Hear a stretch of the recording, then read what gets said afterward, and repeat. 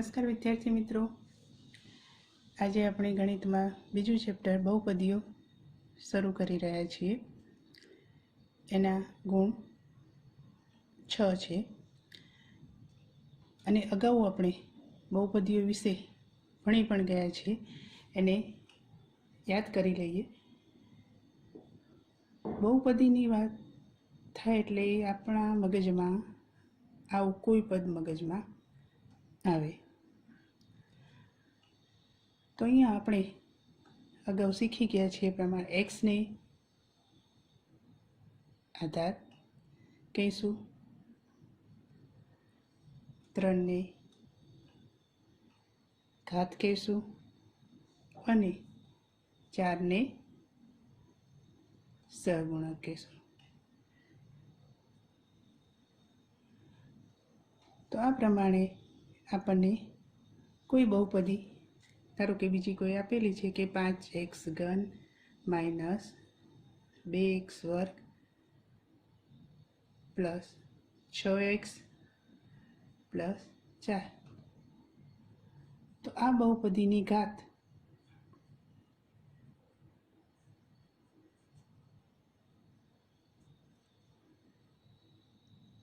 ત્રણ થશે. એટલે કે આ બહુપદીમાં સૌથી મોટી ઘાતાંક એક્સની કઈ છે? 3. તો એ બહુપદીની ઘાત કહેવાશે. એટલે ટૂંકમાં આપણે કહીએ કે બહુપદીની સૌથી મોટી ઘાત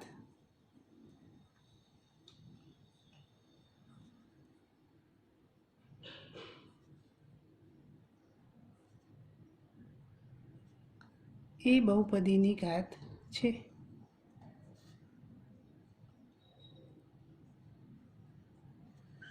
એટલે તમારે આખી બહુપદીમાં સૌથી મોટી ઘાત ક્યાં છે એ જોવાની. અને સૌથી મોટી ઘાત છે એ બહુપદીની ઘાત થશે. તો આગળ એના આપણે પ્રકાર વિશે જોઈ લઈએ કે જે બહુપદીની મહત્તમ ઘાત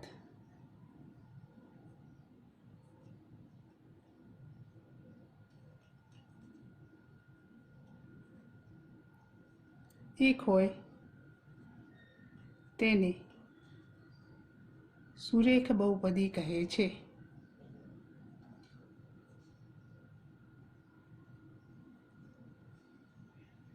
ઉદાહરણ તરીકે 2x પ્લસ 3, 4x પ્લસ 5. તો આ પ્રમાણેનું સ્વરૂપ હોય. અહીંયા જુઓ કે એક્સની મહત્તમ ઘાત કેટલી છે? 1.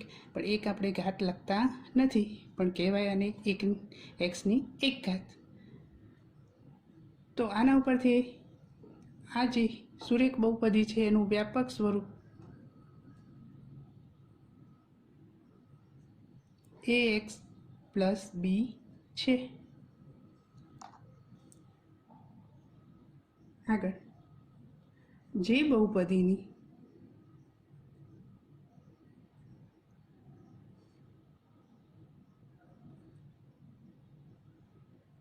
મહત્તમ ઘાત 2 હોય તેને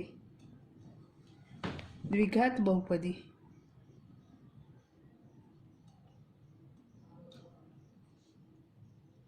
કહે છે.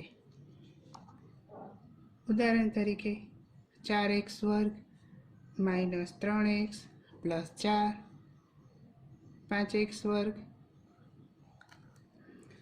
Plus 7x minus 3.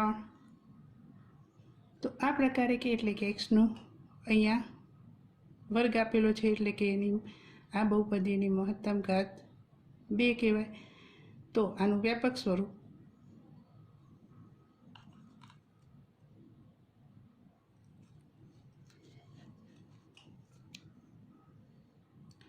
ax વર્ગ પ્લસ bx પ્લસ c છે.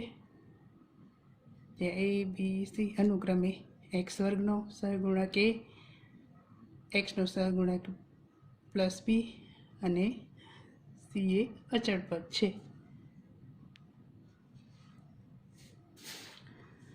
આગળ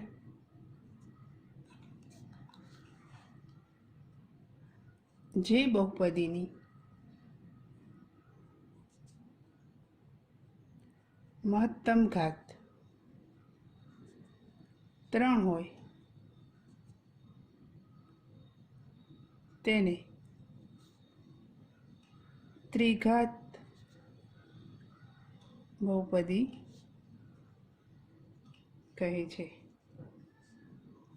ઉદાહરણ તરીકે 5x³ + 2x² - 3x + 6 આવી કંઈક બહુપદી આપેલી હોય તો અહીંયા જુઓ કે અહીંયા બહુપદીની ઘાત કેટલી કહેવાય? 3. તો એનું વ્યાપક સ્વરૂપ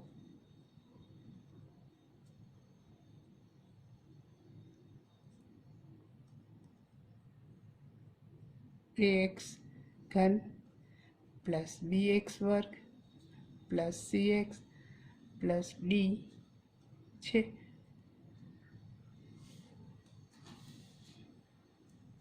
હવે આગળ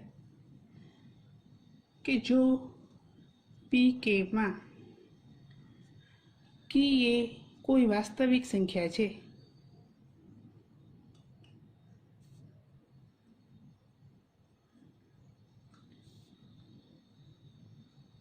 અને જ્યાં pk બરાબર જો 0 થાય ત્યારે k એ px એટલે કે આપેલ બહુપદીનું 0 છે. ધારો કે આપણે બહુપદી એક લઈએ કે px બરાબર 2x - 6. હવે અહીંયા આપણે 3 કિંમત લઈએ તો x ની જગ્યાએ 3 મૂકતા તો 2 × 3 એટલે 6. 6 - 6 બરાબર 0. તો ધેરફોર આ 3 એ એટલે કે અહીંયા જે છે કે આપણને 3 મળ્યા. 3 એ આપેલ બહુપદીનું 0 છે.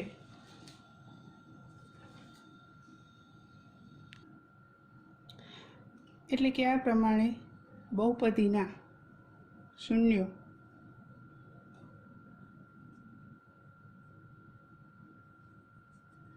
તેની મહત્તમ ઘાત જેટલા હોય છે.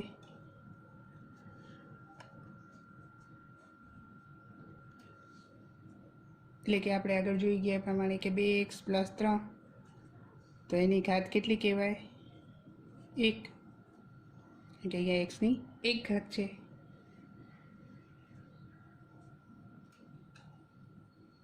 ધારો કે x² - x - 6 તો આ દ્વિઘાત બહુપદી છે તો એની ઘાત 2 છે.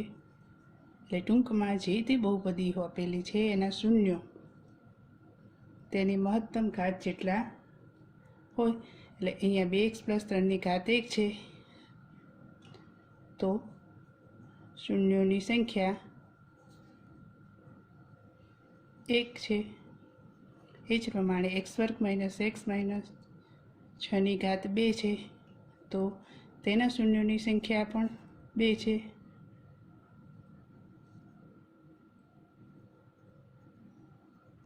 તો હવે ઉપરના વિધાનમાં તમને ખ્યાલ આવી ગયો કે બહુપદીના શૂન્યો એની મહત્તમ ઘાત જેટલા હોય છે. ક્યારેક તમને આવું કોઈક એક્ઝામ્પલ આપ્યું હોય કે x × x² + 1 ના શૂન્યો કેટલા?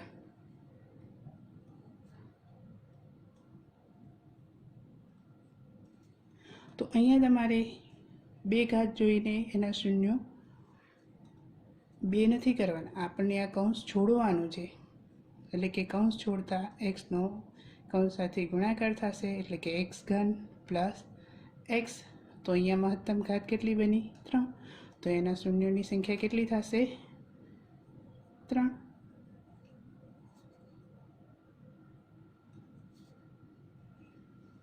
તો આ પ્રમાણે તમને કોઈ બહુપદી આપી હોય અને આપણે એના શૂન્યો શોધી શકીએ. હવે ધોરણ 10માં આપણો બહુપદીમાં શરૂ થતો મુદ્દો એ છે જે સ્વાધ્યાય 2.1માં છે કે નીચેની આકૃતિમાં કોઈ બહુપદી px માટે y બરાબર pxના આલેખ આપેલ છે. આ દરેક કિસ્સામાં pxના શૂન્યોની સંખ્યા શોધો. એટલે કે આપણને આલેખ ઉપરથી બહુપદીના શૂન્યો શોધવાના છે. તો હવે પહેલી આકૃતિમાં જુઓ કે x અક્ષ અને y અક્ષ, એમાં x અક્ષને સમાંતર એક રેખા પસાર થાય છે. એટલે આલેખ ઉપરથી આપણે એટલું જ યાદ રાખવાનું છે કે x અક્ષને જેટલા બિંદુમાંથી વક્ર પસાર થતું હોય, રેખા પસાર થતી હોય, એટલા એના એ આપેલ બહુપદીના શૂન્યો છે. તો અહીંયા આ રેખા x અક્ષને ક્યાંય છેદતી નથી, એટલે કે x અક્ષમાંથી પસાર થતી નથી. તો શૂન્યોની સંખ્યા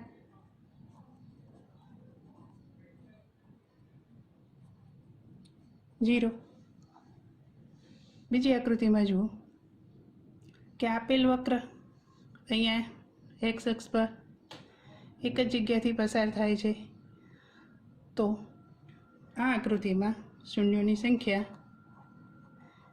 એટલે કે આપેલ બહુપદીમાં જે બહુપદીનો આ વક્ર છે એની સંખ્યા કેટલી છે? 1.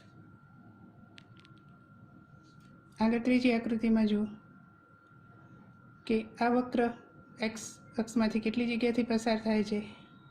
1, 2 અને 3. તો આ ત્રીજી આકૃતિમાં શૂન્યોની સંખ્યા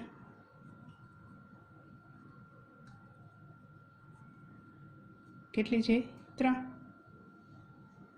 ચોથી આકૃતિમાં જુઓ કે આપેલ વક્ર x અક્ષમાંથી કેટલી જગ્યાથી પસાર થાય છે? 1 અને આ 2. તો ચોથી આકૃતિમાં શૂન્યોની સંખ્યા કેટલી છે? 2. હવે આગળ એ પ્રમાણે પાંચમી આકૃતિ. તો આપેલ વક્ર x અક્ષમાં 1, 2, 3 અને આ 4.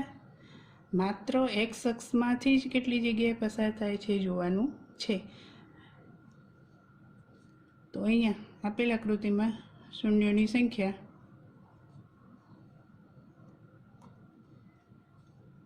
કેટલી છે? 4. હવે આપણી છેલ્લી આકૃતિ, એમાં આપેલ વક્ર જુઓ કે x અક્ષમાં કેટલી જગ્યાથી પસાર થાય છે? તો 1, 2 અને આ 3.